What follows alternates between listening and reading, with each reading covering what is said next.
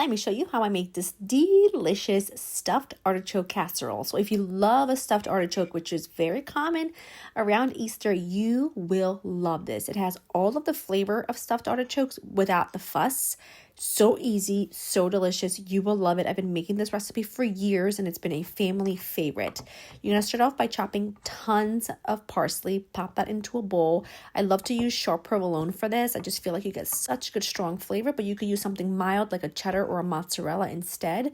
Add that to a bowl as well. I like to chop everything into like little dice size pieces and add that to a bowl. And to that, I'm going to add some breadcrumbs, lots of grated parm, a couple of cloves of garlic grated, and then I come in here with the zest of a whole lemon. We're going to use the juice as well, but for now you just need the zest because I like to mix the dry ingredients kind of together before I add the liquid.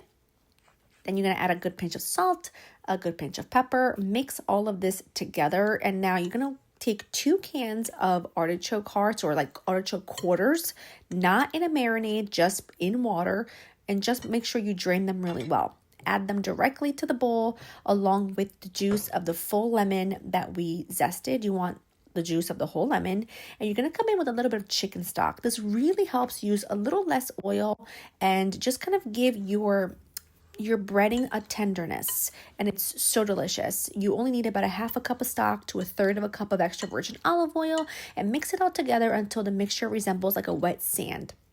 You're going to come in here with a roasting dish or a baking dish. This is the equivalent of a little bit smaller than a 9x13. It's an oval shape, but a 9x13 should work great, or like 2.5 quart size roasting dish, baking dish will work fine. Drizzle a little bit more oil on top, and I ran out of foil on this particular day, so I just took one of my foil pans upside down. This works great, by the way, and then just make sure to kind of like push it down to fit, and pop this into a 375 oven covered for 30 minutes and uncovered for another 30 minutes until it looks like this. It is so good.